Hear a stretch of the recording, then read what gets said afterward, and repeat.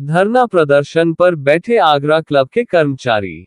Senior clerk Shailendra Solanki कर रहे हैं अपनी मनमानी। बगैर किसी सूचना के 3 कर्मचारियों को नौकरी से किया बर्खास्त। आगरा क्लब के लगभग 150 कर्मचारी बैठे अनिश्चितकालीन धरना पर। कर्मचारियों की मांग के जिन 3 कर्मचारियों को नौकरी से बर्खास्त किया गया है, वह इस कोरोना महामारी के समय में कहां जाएंगे और कैसे अपने परिवार का पालन पोषण करेंगे। इन्हीं मांगों को लेकर आगरा क्लब ब्रह्मचारी बैठे धरना प्रदर्शन पर। आगरा क्लब कर्मचारियों ने आगरा क्लब के सचिव पर आरोप लगाया कि जब सचिन जी से शिकायत की गई तो उन्होंने आगरा क्लब बंद करने के आदेश दे दिए। अगर आगरा क्लब बंद कर दिया गया तो 150 कर्मचारी व उनके परिवार पर पालन पोषण का संकट आ जाएगा। कर्मचारियों की मांग, जिन 3 कर्मचारियों को बर्खास्त किया गया है उनको नौकरी पर बहाल किया जाए, तभी धरना प्रदर्शन खत्म होगा।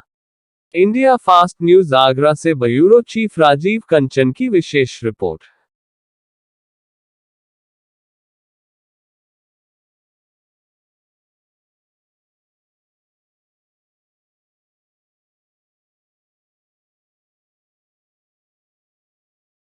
क्या बताएं? मेरा नाम साइलस लाल है और मैं बार वेटर हूँ। और मेरे को भी 22, 23, 24 साल यहाँ नौकरी पर हो गए हैं। और ये मेरे सीनियर हैं, रमेश जी इलेक्ट्रीशियन हैं, ये मेरे जूनियर हैं, ये भी परमानेंट वर्कर हैं। तो हमारा ऐसा कोई बड़ा इशू नहीं था सर। एक व्हाट्सएप पे मेरी जो चैटिंग हुई थी अपने सीनियर क्लर्क हैं शैलेंद्र सिंह सोलंकी, जो वाद विवाद हुई थी वो हुई थी व्हाट्सएप के ऊपर। जबकि व्हाट्सएप के ज़रिए मुझे नहीं मालूम था कि इतना बड़ा घातक प्रहार मेरे ऊपर होगा। वो तो चैटिंग थी और चैटिंग के तरीके से मैंने उसको लिया था, जबकि मुझे नहीं मालूम था कि ये चैट मेरे ऊपर, मेरे परिवार पे या मेरे बच्चों पर आकर पड़ेगी। अगर मुझे इसका संज्ञान होता तो शायद मैं उस चैटिंग को नहीं करता। और अगर मैं चैटिंग करी तो उसके लिए मैंने लिखित माफ़ी मांगी और मुझे लेटर दिया गया, मैंने माफ़ी मांगी। उस वक्त इनका कोई रिएक्शन मेरे ऊपर नहीं आया, बल्कि मुझसे कहा गया ठीक है आप जाइए। और वो जो ग्रुप है इन्होंने बनाया हुआ, उस ग्रुप से भी मैं बाहर हो चुका हूँ। लेकिन उसके उपरांत भी इन्होंने 3 बार मुझे ग्रुप में ऐड करा। मैं तीनों बार लिख कर दिया कि कृपया मुझे ग्रुप में शामिल ना करें, क्योंकि मैं क्लब के ग्रुप में शामिल नहीं होना चाहता। क्योंकि मुझे भय इतना हो गया था कि मेरी छोटी सी बात के ऊपर मेरे जीवन पर संकट आ गया, मेरे परिवार पर संकट आ गया। तो अब इसका जो सारा जो षड्यंत्र है, ये सिर्फ 2 ही क्लर्क हैं जो किचन के इंचार्ज हैं, जो अपने हिटलरगिरी से अपने तरीके से काम कराना चाहते हैं। हम काम करने मना नहीं कर रहे हैं। आप देख रहे हो कि सभी लोग वर्दी में आए हुए हैं, ड्रेस में आए। हम 4 बजे ड्यूटी पर आए, 3 बजे हमारी ड्यूटी शुरू होती है, हम ड्यूटी पर आए, बाकायदा हमने काम करा है। ऐसा कुछ भी नहीं मालूम था कि हमारे साथ ऐसा हो जाएगा। ऑफिस से फ़ोन आता है सुपरिटेंडेंट साहब का, गुप्ता जी का, कि आपको क्लब में ऑफिस में बुलाया है। मेरे ऑफिसर ने मुझे बताया, नानक जी ने, कि ऑफिस में जाओ, बुला रहे हैं। और जाते साथ इन्होंने बोला कि ये आपका लेटर है, इस पर साइन करो और कल से आपकी जो है सेवा समाप्त हो रही 4 बजे से। आज से ही 4 बजे से, मतलब जिस दिन हम ड्यूटी चढ़े उसी दिन के 4 बजे से आपकी सेवा समाप्त हो गई। यदि सेवा समाप्ति का इतना आपको था कि हमें को सेवा समाप्ति करनी है, तो जब हम साइन कर रहे थे रजिस्टर पे, तब हमें क्यों नहीं रोका गया? जब हम साइन करके ड्यूटी कर चुके हैं, ज्वाइन हो चुके हैं, उसके 1 घंटे बाद आप हमें कह रहे हैं कि अब आपकी सेवा समाप्ति आज से ही 4 बजे से ड्यूटी आपकी समाप्त हो चुकी है। मैंने उनसे बोला भी, मैंने सर मेरी कोई गलती थी कि वो व्हाट्सएप के ऊपर आपकी चैटिंग हुई है, उसी विषय में रखा गया है। जबकि मैंने लेटर नहीं लिया। मैंने इनको बताया सर ऐसी बात है। उन्होंने बोला ठीक है, 1-2 लेटर का आपको ले लो, आप अपना लेटर मत लेना। मैंने लेटर रिसीव नहीं किया है, अभी मेरा ऑफिस में ही है। और उन्होंने बोला कि 16 तारीख को या आकर के अपना जो भी हिसाब बनता है वो ले लीजिएगा। हालांकि मुझे बड़ा निराश हुई कि इतने से मैटर को इतना बड़ा, जबकि जो यहाँ मैटर है उन मैटरों पे किसी भी अधिकारी का, किसी भी सेक्रेटरी का, किसी भी प्रशासनिक के लोगों का ध्यान ही नहीं है। जबकि असली कीड़े तो हमारे पास हमारे साथ पड़ रहे हैं। जो क्या विषय था जो ग्रुप पे आप बता रहे हैं चैटिंग का, वो क्या विषय था जो इतनी बड़ी बात बनी? विषय ये था कि उन्होंने व्हाट्सएप पर ड्यूटियाँ लगाई थी एक सादे कागज़ के ऊपर। मेरा नाम भगवान सिंह सोलंकी, मैं आगरा क्लब कर्मचारी यूनियन का प्रेसिडेंट हूँ और इंटक का राष्ट्रीय मंत्री हूँ। आज ये प्रेस वार्ता जो आयोजित की गई है, किस विषय पर है?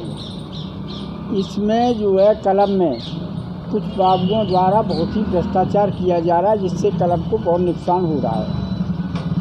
और उन बाबू लोगों ने क्लब के सचिव महोदय को भी गुमराह कर दिया है। इसकी शिकायत की थी हमने लिखित रूप में क्लब के सचिव महोदय को।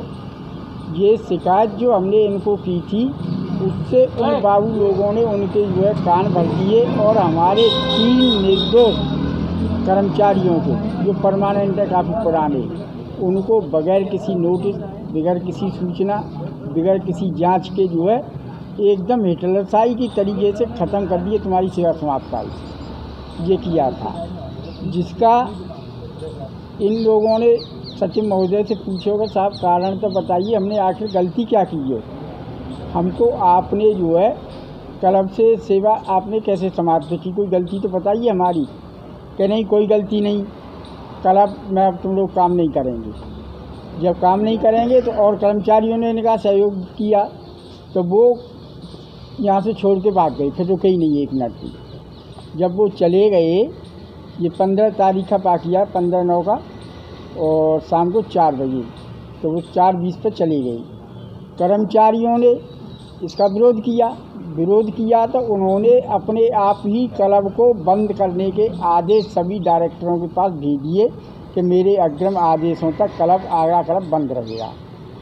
तो एक तो हमारी नौकरी समाप्त, दूसरी तरफ तुमने क्लब अपनी स्वेच्छा से बंद कर दिया। आखिर हम इतने पुराने लोग जाएं कहाँ? सच्चाई की तो जांच की नहीं, लेकिन निर्दोषों के ऊपर उन्होंने अपना प्रहार गिरा दिया।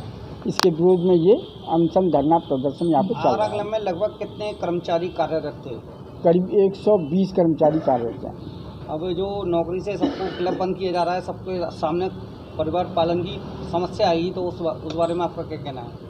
वो तो समस्या आएगी, क्लब की जो है इनकी वजह से आएगी समस्या। तो कर्मचारी के सामने समस्या का जो है अब ऊपर वाला ही निदान करेगा किसी तरह, ये तो करेंगे नहीं।